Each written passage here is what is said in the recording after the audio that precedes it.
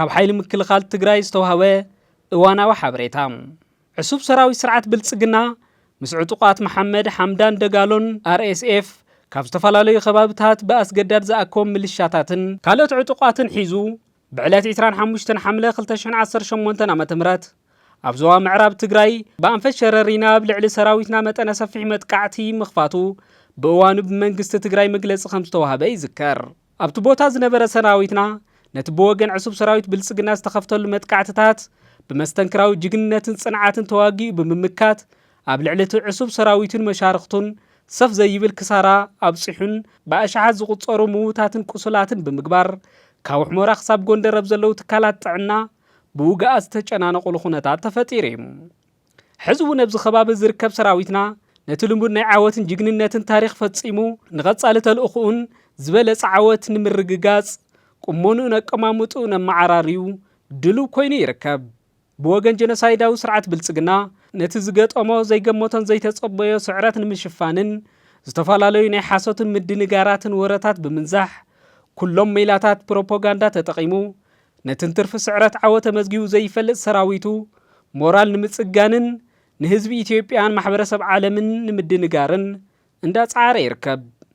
ኮይኑ ግና ካብ መጀመርትኡ ሞራሉ ዝተሰብረ ሰራዊቱ በቲ ናይ ሓሶት ዓወት ክጽግኖ ከም ዘይኽእል ጋህዲ ኮይነሎም። እዚ ከምዚ ኢሉ እናሃለወ እቲ ጀኖሳይዳዊ ስርዓት ብልጽግና ነቲ ካብ መጀመርያ ጀሚሩ ዝሓንጸጾ ህዝቢ ትግራይ ናይ ምጽናት ዕላምኡ ስለ ዘይተሳኽዐ ሕዚ እውን ሙሉእ ሰራዊቱ ነጽዋርን ኣጓዓዒዙ ኣብ ኩሎም መዋስንቲ ከባቢታት ትግራይ ኣኪብዎም ይርከብ።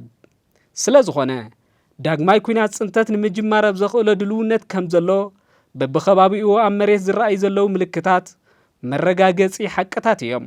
ሕዚ እውን እንተኾነ ነዚ ናይ ጀኖሳይዳዊ ስርዓት ብልጽግና ዕላማን ትልምን ከምቲ ዝሓለፈ ብናይ ህዝብናን ሰራዊትናን ጥሙር ቅልጽም መኪትና ከም ዘፍሸልናዮ ሎሚ እውን ነቲ ዳግማይ ኩናት ጽንተት ከኣቱ ዝህንደድ ዘሎ ጀኖሳይዳዊ ስርዓት ብልጽግና ዕላምኡ ንምብርዓን መላእ ህዝብናን ሰራዊት ትግራይን ኣብ ዝለዓለ ሞራልን ድልውነትን ከም ዘሎ ጥራሕ ዘይኮነስ ከምቲ ልሙድ ነቲ ዕሱብ ሰራዊት ስርዓት ብልጽግና ብጅግንነትን ብጽንዓትን ብምድምሳስ ባህግን ድልየትን ኩሎም ደመኛታት ጸላእቶም ኪኑ ህልውንኡ ከም ዘረጋግጽ ንፈታውን ጸላእን ክነፍልጥ ንፈቱ።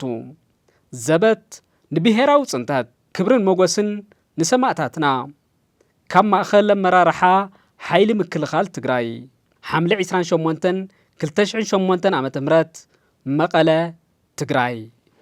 ትሕዝቶታት ሚድያ ወይን ስለ እትከታተሉ ነመስግን። በብእዋኑ ዝፍነው መደባት ወይን ምክትታል ሳብስክራይብ ላይክ ሼር በመግባር ቤተሰብ ሁኑም። ኩሉ ሃናጺት ትብልዎ ርእይቶኹም ክንቕበል ኢና። ሚድያ ወይን